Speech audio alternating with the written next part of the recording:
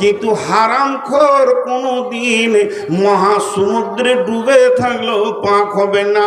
হারামখোরকে পাক করার একটাই রাস্তা, ও আমার মা, ওরে আমার বোন, সোনার ভিতরে খাদ ঢুকে গেলে যতক্ষণ পর্যন্ত অ্যাসিডে বা আগুনে না নিয়ে গেছে আসল সোনা বের হবে না। হারামখোরকে পবিত্র একটা জিনিসে করতে পারবে, তার নাম হলো জাহান্নামের আগুন। এর জন্য আমার আল্লাহ বলছেন, পৃথিবীর বুকে যত হারাম আছে তার থেকে তুই নিজেকে বাঁচা। খবরদার হারামের দিকে যাবি না, হারাম খাবি না, হারাম চিন্তা করবি না। কদ আফলাহা মান যাক্কাহা, যে নিজেকে হারাম মুক্ত করতে পারবে ওই লোকটা বেঁচে যাবে, কামিয়াবি পাবে, সফল কাম হবে। ওয়া কদ খাবা মান দাসাহা, আর যে লোকটা হারামের সঙ্গে গোলতাল মিলিয়ে জীবন কাটাবে ওই লোকটা কোনোদিন পাক হতে পারবে না।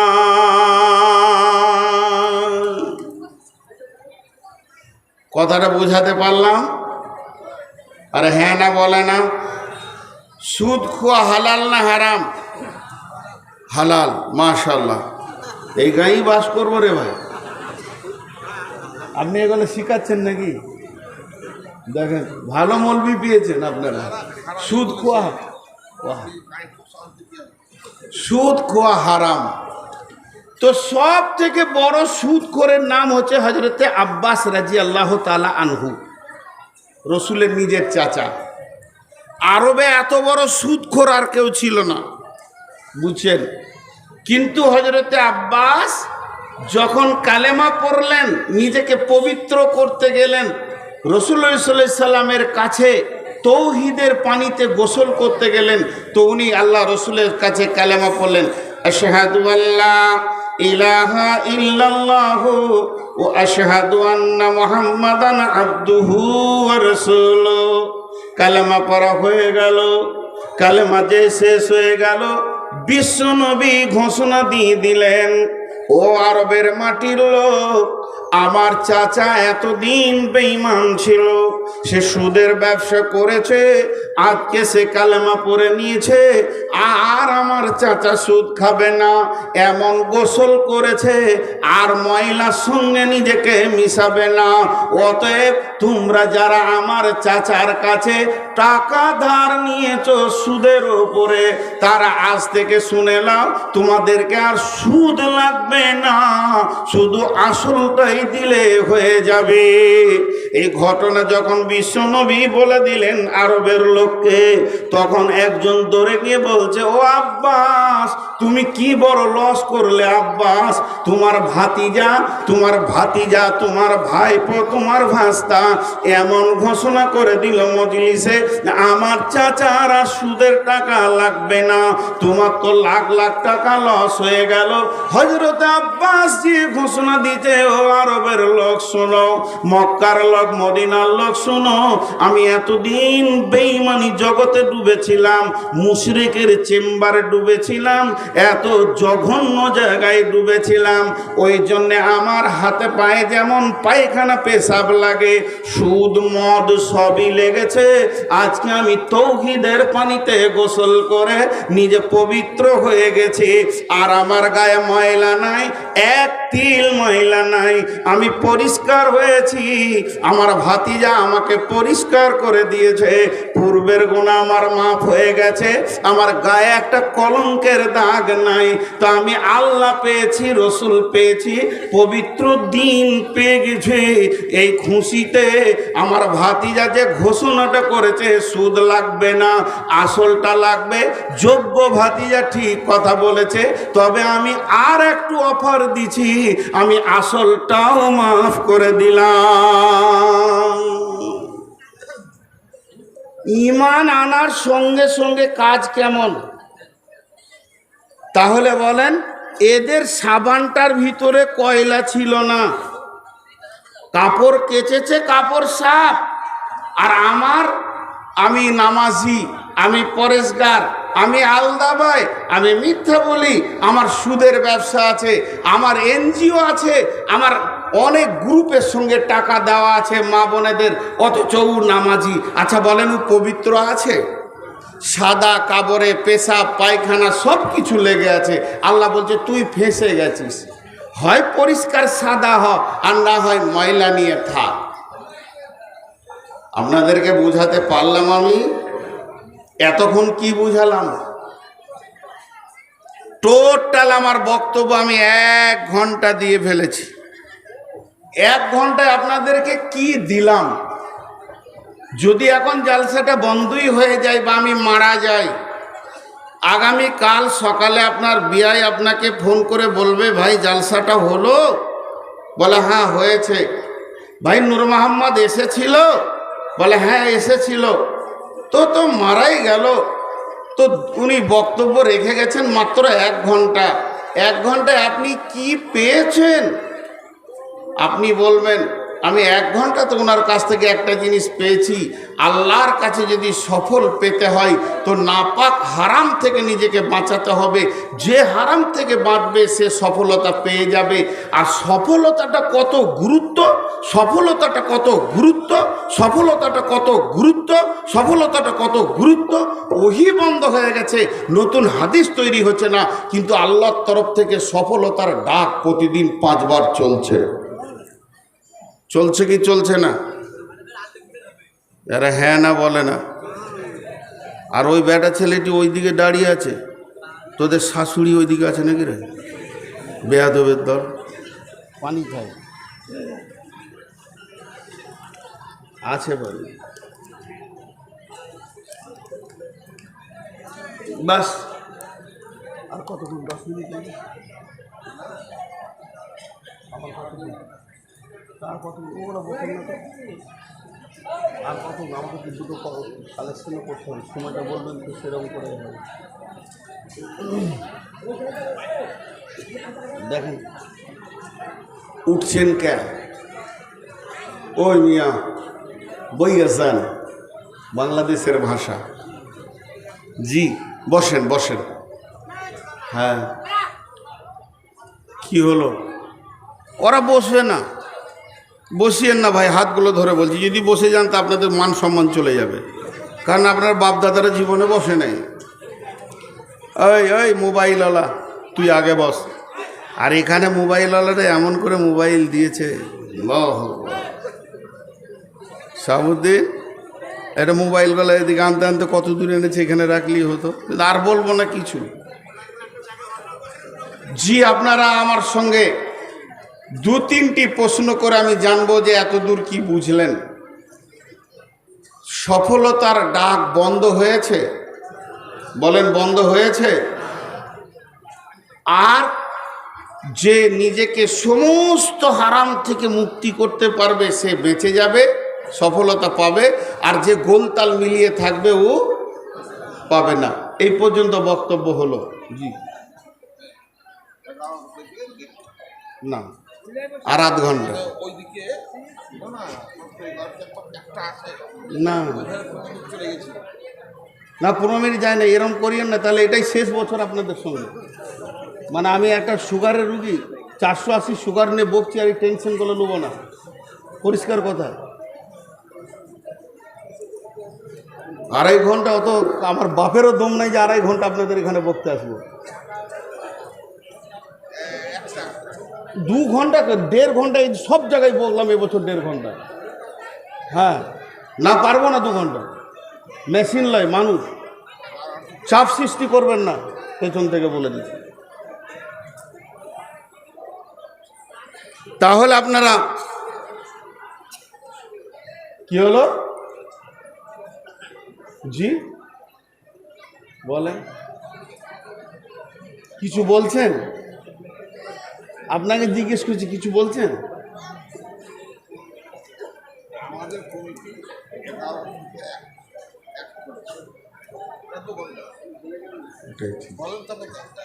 আচ্ছা আপনারা বসেন, সকলে একবার বলেন সুবহানাল্লাহ, আলহামদুলিল্লাহ, ওয়ালা ইলাহা ইল্লাল্লাহ। তো এতদূর যা বকলাম সফল অসফলের কথা বললাম। তাহলে আমরা সকলেই নিয়ত করি সফলতা লিব ইনশাআল্লাহ। মাঝে একটা দাওয়াত আপনাদেরকে দিই, 30 সেকেন্ডের মতো বা 1 মিনিটের মতো, এটা বক্তব্যের বাইরে। কারণ রাসূলুল্লাহ সাল্লাল্লাহু আলাইহি সাল্লাম রমজানের 6 মাস আগে থেকে দাওয়াত দিতেন এবং রমজানের প্রস্তুতি নিতেন। আমাদের রমজান আর খুব বেশি 28 দিন মতো আছে নাকি, 1 মাস নেই। তো সকলকে আমি রোজা রাখার দাওয়াত দিচ্ছি এবং আমিও রোজা রাখবো। আল্লাহ আমাদের প্রত্যেককে রোজা রাখার তৌফিক দান করুন। রোজা রাখবো ইনশাআল্লাহ, জোরে বলেন ইনশাআল্লাহ। স্বতঃস্ফূর্তভাবে খুশিতে রোজা রাখবো ইনশাআল্লাহ। যে রোজা রাখবেন না হাত তুলে।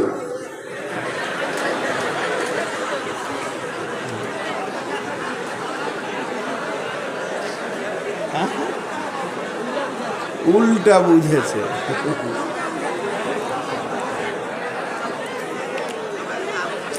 জি ইনশাআল্লাহ রোজা রাখবো। বাস এটাই আমার ছিল আপনাদের কাছে রোজার দাওয়াত। আপনারা আমার জন্য দোয়া করবেন যেন আমি সুস্থ হালে ভালোভাবে রোজা রাখতে পারি। আপনাদের জন্য আমি দোয়া করব যেন আল্লাহ আমাদের প্রত্যেককে সুস্থ হালে সুন্নতে রসুলের উপরে আমার নবী যেমন করে রোজা রেখেছেন ওইরকম রোজা রাখার তৌফিক দান করুন, আল্লাহুম্মা আমিন। এবার আল্লাহ কি বলছেন আমার হাতের দিকে তাকাবেন সকলে। বিসমিল্লাহির রহমানির রহিম। আলিফ লাম মিম। যালিকাল কিতাবু লা রাইবা ফীহি হুদাল লিল মুত্তাকিন আল্লাযীনা ইউমিনুনা বিল গায়বি ওয়া ইউকিমুনাস সালাতা ওয়া মিম্মা রাযাকনাহুম ইউনফিকুন والذين يؤمنون بما أنزل إليك وما أنزل من قبلك وبالآخرة هم يوقنون। আল্লাহ কয়টা কথা বললেন? 8টা। কয়টা বললেন? সবাই বলি কয়টা বললেন? 8টা। 8টা কথা বলার পর আল্লাহ কি বলছে দেখেন, উলাইকা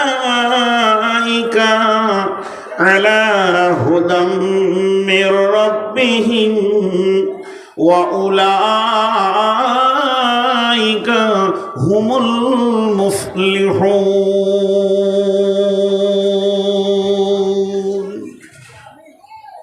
এই 8টা গুণ যার ভিতরে আছে আল্লাহ বলছে এরাই আল্লাহর সঠিক পথে আছে এবং এরাই কামিয়াবি পাবে, এরাই সফল কাম হবে। কে বললেন? তাহলে আমাদের ভিতরে কটা গুণ থাকতে হবে? 8টা। এই 8টা গুণ যার ভিতরে আছে, 8টা জিনিস যে হৃদয়ের ভিতরে আনতে পেরেছে, কিছু আমল আছে, কিছু ঈমান আছে, এইগুলো টোটাল 8টা জিনিসকে নিয়ে নিজের জীবনে বাস্তবায়ন করেছে। আমার আল্লাহ বলছেন পৃথিবীর কোনো লোক বলেনি আমাকে সারা দুনিয়া যদি আঙুল তুলে বলে যে নূর মোহাম্মদ তুই বেঈমান, আমার আল্লাহ বলছে তুই ইমানদার, কোনো টেনশন নাই। আর গোটা দুনিয়া যদি বলে তুই ইমানদার আর আল্লাহ যদি বলে বেঈমান, তো টেনশনের শেষ নাই। তো আমার আল্লাহ বলছে তোকে যে যা বলবে বলুক, আমি বলবো তুই ঠিক আছিস এবং তুই সফলতা পেয়ে যাবি। কে বলছেন? সকলে আল্লাহর নামটা জোরে নেব না আস্তে?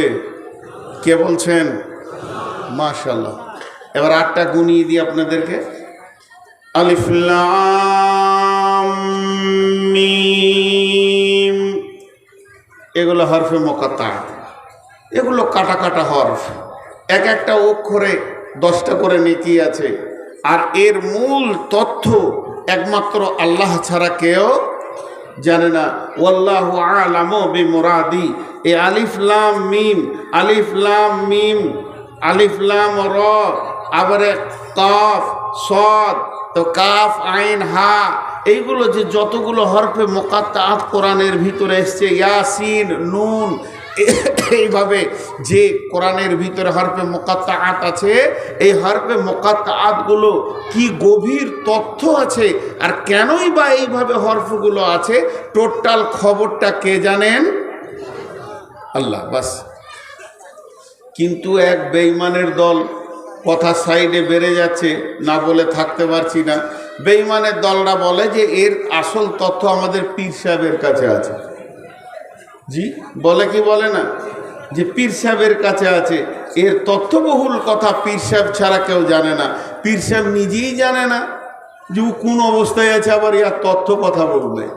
জি, এর কোরআনে মহাসত্যের ভিতরে মহা সংশয়কে আল্লাহ রেখেছেন। আল্লাহ যতটা আমাদের প্রয়োজন অতটা দিয়ে দিয়েছেন, বাকিটা নিজের হাতে কন্ট্রোলে রেখেছেন। এর জন্য এর খবর আল্লাহ জানেন। এরপরে চলেন, যালিকাল কিতাবু লা রাইবা ফীহি, যালিকাল কিতাবু লা রাইবা ফীহি। যদি তোমাকে সফলতা নিতে হয়, যদি হাসরে বাঁচতে হয়, কবরে বাঁচতে হয়, প্রথম নম্বরে তোমাকে জানতে হবে এই কিতাবটার মধ্যে কোনো সন্দেহ নাই। এই জিনিসটা যতক্ষণ তুমি না জানবে, তোমার আমলের জিন্দেগিটাও ঠিক হবে না। কোরআনের ওপরে সন্দেহ রাখার পর তুমি নিজেকে সফলতা আনতে পারবে না। আল্লাহ তাবারাক ওয়া তাআলা বলছেন, লাইসাল বিররা আন তুওয়াল্লু উজুহাকুম কিবালাল মাশরিকি ওয়াল মাগরিবি ওয়ালাকিন্নাল বিররা মান আমানা বিল্লাহি ওয়াল ইয়াউমিল আখিরি ওয়াল মালাইকাতি ওয়াল কিতাবি ওয়ান নাবিয়িন। শুধু পূর্ব পশ্চিমে সুর মাথা ঠোকার নাম ইমানদারি নয়।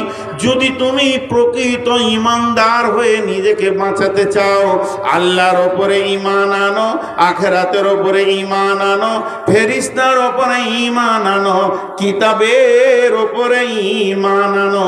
যে কিতাবটা 100-তে 100 ঠিক। আসমান থেকে যত কিতাব এসেছে সমস্ত কিতাব সত্য, সমস্তগুলি আল্লাহর পাঠানো। কিন্তু সমস্ত কিতাবের ভিতরে 4টা হলো মেন, তাওরাত, ইনজিল, জবুর, কোরআন। আর এর ভিতরে কোরআন হলো সলিড কিতাব, যার পরে আর কোনো কিতাব আসবে না। আল্লাহ তাবারাক ওয়া তাআলা বলছেন, যালিকাল কিতাবু লা রাইবা ফীহি। এই কিতাব তো সন্দেহ করা দূরের কথা, সন্দেহ পোষণ করাটাও যাবে না, হতেও পারে বলা যাবে না। আল্লাহ তাবারাক ওয়া তাআলা বলছেন, ওয়া ইন কুনতুম ফী রাইবিন মিম্মা নাযালনা আলা আবদিনা ফাতু বিসূরাতিন মিন মিসলিহি ওয়াদউ শুহাদাকুম মিন দুনিল্লাহি ইন কুনতুম সাদিকিন ফাইন লাম তাফআলু ওয়া লাম তাফআলু ফাত্তাকুন নারাল্লাতী ওয়াকুদুহান নাসু ওয়াল হিজারাতু উইদ্দাত লিল কাফিরিন। তোদের যদি কোনো রকম সন্দেহ হয়, একটা কোরআন শরীফ নাই গো এখানে, গো ওদিকে রয়েছে একটা দেন। তোদের যদি সন্দেহ হয়, আল্লাহ চ্যালেঞ্জ দিচ্ছে, তোদের যদি সন্দেহ হয় তো গোটা পৃথিবীর জ্ঞান বিজ্ঞানী বসে যা, খালি আল্লাহকে বাদ দিয়ে যত বড় বড় গবেষণাগার আছিস তোরা বসে যাবে, একটা ছোট্ট সূরা লিখে দেখিয়ে দে। আর চ্যালেঞ্জ ছিল, কিয়ামত পর্যন্ত চ্যালেঞ্জ থাকবে, এই কিতাবের একটা সূরার মতো সূরা লিখে দেখিয়ে দে। তোরা পারিস নি, পারছিস না, পারবিও না। আর তোদের ঠিকানা হবে জাহান্নামের ভিতরে। যদি আমার কোরআনকে নিয়ে বেশি বাড়াবাড়ি করিস তো তোদের ঠিকানা হবে জাহান্নামে। একটা সূরা লেখ, তোরা সারা পৃথিবীকে চ্যালেঞ্জ দিলাম, একটা সূরা লেখ। পারবি না? আরবিতে তো বড় বড় আলিম রয়েছেন, বড় বড় পণ্ডিত রয়েছেন, ডজন ডজন দিস্তা দিস্তা খাতাকে শেষ করে দিল লিখে। জি, কিন্তু একটা আলিম খালি বলে দেখ যে আমি কোরআনের মতো একটা সূরা লিখে দিতে পারবো, এ সাহস কারণ নাই। কারণ এ কোরআন আল্লাহর রচনা শৈলী, এখানে কারোর ক্ষমতা নেই। এর ওপরে পূর্ণাঙ্গ বিশ্বাস রাখতে হবে, বিশ্বাস রাখতে হবে। জি ভাই, এর আগে আপনাদের এই মাটিতেই একবার বলেছিলাম শিক্ষার উপরে বক্তব্য রেখে, আজও সেই উদাহরণটা বলছি। আচ্ছা বলেন, একটা কথা আপনাদেরকে জিজ্ঞেস করি, বিশ্বনবী লিখতে পড়তে জানতেন? লিখতে পড়তে জানতেন? জানতেন না। কেন? কেন ওনাকে আল্লাহ লেখাপড়া দিলেন না? পৃথিবীর সমস্ত জ্ঞান ওনার ভিতরে লোড করে দিলেন, কিন্তু অক্ষর দিলেন না, লিখতে পড়তে জানতেন না। লিখতে পড়তে যে জানতেন না তার অনেক দলিল আছে, কিন্তু আল্লাহ বলছেন হুয়াল্লাযী বাআসা ফিল উম্মিয়িনা রাসূলাম মিনহুম, তোমাদের ভিতর থেকে আমি একজন উম্মি নবী দিলাম।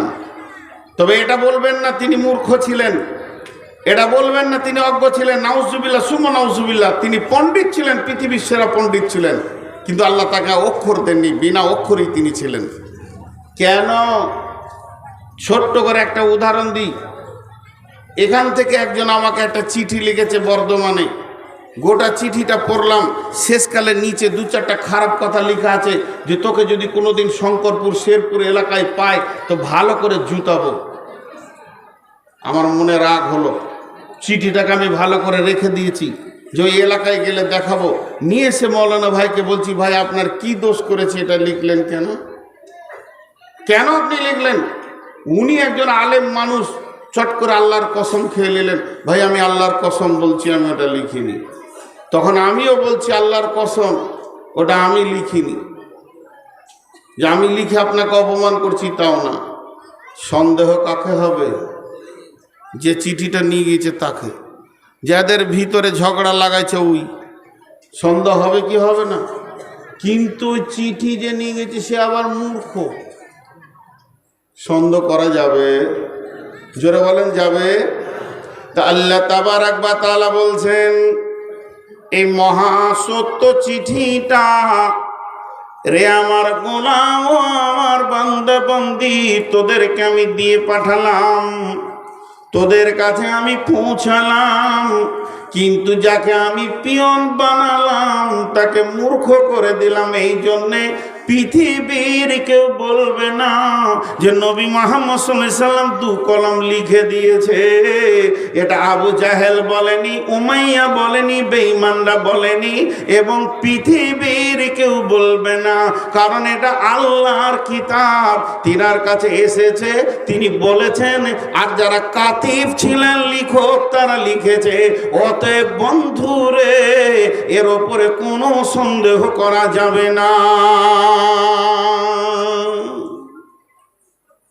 তাহলে কিতাবটা পুরাতন, কিতাবটা পুরাতন।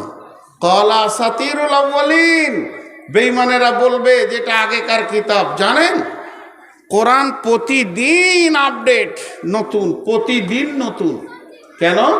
আল্লাহ বলছেন বিসমিল্লাহির রহমানির রহিম, ফিহা কুতুবুন কাইয়্যিমা, ফিহি কুতুবুন কাইয়্যিমা লাম ইয়াকুনিল্লাযীনা কাফারু মিন আহলিল কিতাবি ওয়াল মুশরিকিনা মুনফাক্কিনা হাত্তা তা'তিয়াহুমুল বায়্যিনা রাসূলুম মিনাল্লাহি ইয়াতলু সুহুফাম মুতাহহারা ফিহা কুতুবুন কাইয়্যিমা।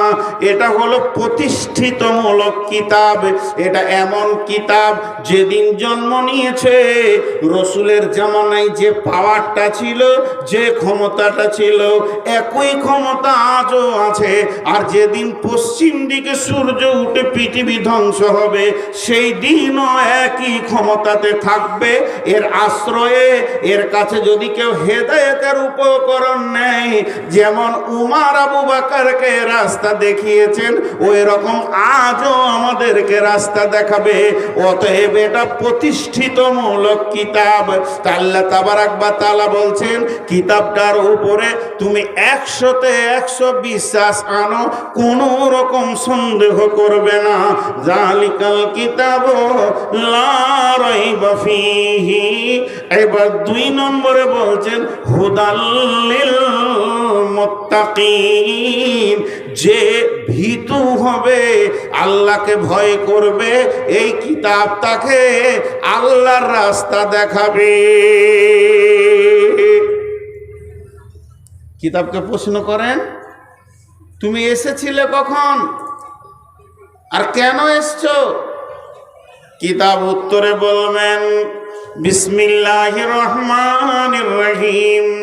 শাহরু রমাযানাল্লাযী উনজিলা ফীহিল কুরআনু হুদাল লিন্নাস। আমি রমজান মাসে এসেছি, রমজান মাসে নাজিল হয়েছি, রমজান মাসে আসতে শুরু করেছে। আমি এসেছি কেন না মানুষকে হেদায়েত দিব, এটা নয়, হেদায়েতের রাস্তা বলে দিব। হেদায়েতের মালিক হলেন আল্লাহ। হুদাল্লিন নাস, যে আমার কাছে আসবে তাকে আমি হেদায়েতের রাস্তা বলবো। কিন্তু হেদায়েত পাবে কে? আল্লাহর ভয় যার দিলে আছে, যার দিলে ভয় নাই সে হেদায়েত পাবে না। এর জন্য আল্লাহ বলছেন হুদাল্লিল মুত্তাকিন। আমাদের দ্বিতীয় গুণ, আমাদেরকে ভীতু হতে হবে। প্রথম নম্বর গুণ হচ্ছে কোরআনের বিশ্বাস রাখতে হবে, আর দ্বিতীয় নম্বর গুণ হচ্ছে আমাদেরকে হেদায়েত নিতে গেলে আল্লাহর ভয় থাকতে হবে। এবার একটা উদাহরণ দিব। আপনারা মুর্শিদাবাদের সীমান্ত এলাকার লোক, পাশেই বীরভূম, বেশি দূর নাই বীরভূম, তাই না? তো আপনারা বীরভূম সীমান্তের লোক, অতএব আপনারা আখ বলেন। আখ, আখ না কুষার? জি আখ। তো একটা আখ আপনার হাতে ধরিয়ে দিলাম, আখটা ধরে আপনার বিশ্বাস যে এর ভিতরে মিষ্টি আছে, আছে না নাই? পাবেন কি করে? মিষ্টিটা নিতে গেলে লাগবে কি? দাঁত। যার দাঁত নাই ও মিষ্টিটা পাবে? একবার হ্যাঁ না বলেন। আমি বলছি না যে অন্য জায়গায় ঠুকে ঠুকে খানগা, উদাহরণ দিচ্ছি, যতটা বলছি অতটা বুঝেন। একটা দাঁতওয়ালার হাতে আখ, আর একজন দাঁত নাই তার হাতে আখ, এক হবে? তো আল্লাহ তাবারাক ওয়া তাআলা বলছেন এই কিতাবটার ভিতরে কোনো সন্দেহ নাই, কিন্তু হেদায়েত পাবে কে? এই আখের ভিতরে মিষ্টি আছে, কোনো সন্দেহ নাই দুজনেরই, কিন্তু মিষ্টি পাবে কে? যার দাঁত আছে সে আখের ভিতরে মিষ্টিটাকে চুষে বের করে জান ঠান্ডা করে নেবে, পেট ভরিয়ে নেবে। কিন্তু যার দাঁত নাই, জানে যে ভিতরে সব কিছু আছে, লাভ তার হবে না। তেমনি গিরিশচন্দ্র সেন গোটা কোরআনের তর্জমা করলো, দাঁত ছিল না, হেদায়েত পেল না। যেহেতু গিরিশচন্দ্র সেনের কাছে আরবি ছিল, আরবি জ্ঞান ছিল, বাংলাতে তার তর্জমা করে দিল। কিন্তু বন্ধুরে, তার ভিতরে আল্লাহর ভয় ছিল না, এই জন্যে এত বড় মিষ্টি কিতাবকে সে তর্জমা করলো, কিন্তু তার জিবে একটুকু মধু লাগলো না। আর হযরতে ওমরের ভিতরে আল্লাহর ভয় ছিল, গোটা কোরআন তর্জমা করেননি। বিসমিল্লাহির রহমানির রহিম, ইন্নানি আনাল্লাহ লা ইলাহা ইল্লা আনা ফা'বুদুনি ওয়া আকিমিস সালাতা লিযিকরি। একটা আয়াত শুনলো উমর, আর তার জীবনটা গোটা চেঞ্জ হয়ে গেল। ওরে এত মধুর জিনিস আর পৃথিবীতে কিছু নাই। কথার কি গাঁথুনি রে! আল্লাহ তার নিজের পরিচয় দিয়ে বলছে যে তোরা আমাকে স্মরণ করবি তো সালাত আদায় কর। একখানা আয়াতে এত মধু লেগে গেল উমারকে। উমার তার বোন আব্দুল্লাহ ভাইকে বলছে, চল চল চল, আমি যে নবীর মাথা নিতে এসেছি তার কাছে চল। আমি মাথা নিব না, বরং মাথা তাকে দিয়ে দিব রে। তার মানে হচ্ছে এই কিতাবের ভিতরে সন্দেহ থাকলে চলবে না। দ্বিতীয় নম্বর হচ্ছে আল্লাহর ভয় থাকতে হবে। যার দিলে আল্লাহর ভয় আছে ও এই কিতাব থেকে হেদায়েতের রাস্তা খুঁজে পাবে। আর যার দিলে আল্লাহর ভয় নাই ও এই কিতাবকে তর্জমা করে শেষ করে দিবে, কিন্তু হেদায়েতের রাস্তা পাবে না। আমি বহু জালসায়, বহু ইউটিউবে বলেছি, আপনারা সার্চিং করলে পাবেন। আমি ফটো দিতে পারি না, ফটো দিই না নয়, দিতে পারি না। কেন পারি না? ইলম নাই, জ্ঞান নাই। যতটা পরিমাণ জ্ঞান থাকলে একটা লোক ফতোয়া দিতে পারবে ওই পরিমাণ জ্ঞান আমার নাই। কিন্তু দুঃখ করে একটা কথা আপনাদের সামনে বলছি, যারা আমার এখানে আলিম আছেন তাদের আমি জুতা সুজা করার লোক। এটা আমার আনন্দের বিষয় যে আলিমগুলো আমাকে জুতা সুজা করতে দিচ্ছে, এটা আমার বিরাট সৌভাগ্য। আমার মতো গাধার জুতা সুজা করারও ক্ষমতা নেই। তারপরও একটা কথা বলছি, একই মাদ্রাসা থেকে আজকে কতগুলো ছেলেকে ফারাক করলেন আপনারা, মেহনত করে টাকা দিয়ে তাদেরকে পাস করিয়ে দিলেন। দেখবেন এর মধ্যে 20টা ছেলে আছে, তার মধ্যে 18টা ছেলে আল্লাহর ভয়ে দুনিয়া করছে, আর 2জন সুদে নেমে গেছে আর কিছু করছে। কারণ আখ এনেছে, দাঁত নাই, মিষ্টি পাইনি। আলিম হওয়ার পরও পথভ্রষ্ট অনেকজন হয়ে যায়। তার কারণ কি, এই কদিন আগে ফেসবুকে দিয়েছিল একজন আলিম, আল্লাহ জানে তার কি আছে। আমাদের আপনাদের বীরভূমের একজন আলিম গলায় দড়ি নিয়ে মরেছিল। তো পরবর্তীকালে শোনা গেল যে আমরা হঠাৎ অবাক হয়ে গেছিলাম যে উনি আলেম মানুষ গলায় দড়ি নিলে কেন, হালাকে তা নয়। ঘটনাটা হচ্ছে মেন্টাল রুগী, মানে ওনার ব্রেন শর্ট হয়ে গেছিল, প্রায় 1 মাস পাগল হয়ে ঘুরছিল, পাগল অবস্থায় নিয়েছে, তো আল্লাহ মাফ করবেন। তারপরে আছে আমাদের ইলামবাজার থানার মধ্যে। তারপরে আমার একজন আত্মীয় রেলে কেটে মারা গেল, কিন্তু হালাকে ও রেলে মাথা দিতে যায়নি, পাগল হয়ে গেছিল, লাইনে হাঁটছিল, বাস কেটে গেছে। তো কিছু জিনিস আছে যেগুলোকে মূল্যায়ন করতে গেলে তার ভিতর পর্যন্ত যেতে হবে। তো অতএব আল্লাহ বলছেন এই কিতাবটা হলো হেদায়েতের জন্যে, আর এই কিতাবের মধ্যে যদি হেদায়েত নিতে চাও তো আল্লাহর ভয় থাকতে হবে। এখন আল্লাহর ভয় নিয়ে বলতে গেলে অনেক সময় চলে যাবে। শর্টে একটা কথা বলবো, এটা তফসির ইবনে কাসিরের তফসির করতে গিয়ে হযরতে কাব বিন উবাই ইবনে কাব রাদিয়াল্লাহু তাআলা আনহু একটা হাদিস বর্ণনা করছেন হযরতে উমর ফারুক থেকে। কারণ জামানাটা ছিল উমর ফারুক রাদিয়াল্লাহু তাআলা আনহুর জামানা, রাসূলুল্লাহ সাল্লাল্লাহু আলাইহি ওয়াসাল্লাম চলে গেছেন, আবু বকর চলে গেছেন, উমর খলিফা। হযরত উমর বলছেন, হে রাসূলের সাহাবীরা, তোমরা আল্লাহর ভয় সম্পর্কে কিছু জানো কি আমাকে বলো। যেহেতু আল্লাহ কোরআনে বলেছেন হুদাল লিল মুত্তাকিন, কোরআন থেকে হেদায়েত পাবে ওই যে আল্লাহকে ভয় করে। তখন উবাই ইবনে কাব বলছেন, আমিরুল মুমিনিন, খলিফাতুল মুসলিমিন, আমি নবীজির কাছে আল্লাহর ভয় সম্পর্কে শুনেছ, এসো আমার কাছে, তুমি এসো। কাছে ডাকলো, যে বলো তো আল্লাহর ভয় কাকে বলে, তাহলে আমারও জানে যেন ভয়টা আসে, আমার ভিতরে রেনুয়েল হয়ে যাবে। উমর জানেন না তা নয়, উনি শুনতে চাইছেন। তখন উনি বলছেন, আমিরুল মুমিনিন, আপনাকে একটা কথা জিজ্ঞেস করবো, উত্তর দেবেন? বলে কি? জীবনে কোনোদিন সংকীর্ণ রাস্তায় হেঁটেছেন? সংকীর্ণ একদম আলপথ? বলে হ্যাঁ হেঁটেছি। তো 2 দিকের জমিওয়ালা তারা কাঁটা দিয়ে বেড়া দিয়ে দিয়েছে, এও দিয়েছে এও দিয়েছে, মধ্যখানে সংকীর্ণ রাস্তা হেঁটেছেন? বলে হ্যাঁ হেঁটেছি। কেমন করে হেঁটেছিলেন? হযরত ওমর বলেন, চাদরগুলো গুটিয়ে নিয়েছিলাম, না ডান দিকে ঝুঁকি না বাঁ দিকে ঝুঁকি, 2 দিকের কাঁটা যেন সবসময় আমাকে আক্রমণ করতে আসছে, কিন্তু আমি এমনভাবে পার হলাম কোনো কাঁটা আমার গায়ে লাগলো না। উবাই ইবনে কাব বলছেন, বাস বাস বাস যথেষ্ট হয়ে গেছে। বিশ্ব নবী এটা কি আল্লাহর ভয় বলেছেন? আল্লাহর ভয় মানে থরথর করে কাঁপার নাম নয়। এই পৃথিবীটা শয়তান মুমিনের জন্যে মানে কাঁটা ছড়িয়ে দিয়েছে। একদিকে বেশ্যা, একদিকে রান্ডি, একদিকে লুচ্চা, একদিকে মদ, একদিকে জুয়া, একদিকে তাস, একদিকে লুডু, একদিকে দাবা। পৃথিবী সুদ জিনা ব্যভিচার নিয়ে কাঁটাতে ভর্তি হয়ে গেছে। প্রকৃত আল্লাহ ভীতু ওই যে নিজেকে বাঁচিয়ে বাঁচিয়ে বাঁচিয়ে বাঁচিয়ে কাঁটা থেকে যেমন মানুষ বাঁচে, ওই রকম বাঁচিয়ে বাঁচিয়ে বাঁচিয়ে বাঁচিয়ে গায়ে গুনহাকে লাগতে দিব না, সুদ লাগতে দিব না, জেনা লাগতে দিব না, ব্যভিচার লাগতে দিব না। না রে মন, আমার গায়ে যেন জুয়োর দাগ না লাগে, তাসের গায়ে হাত দিব না। এইরকম বাঁচিয়ে বাঁচিয়ে যে কবরে চলে গেছে, প্রকৃত ওই লোকটি আল্লাহকে ভয় করেছে।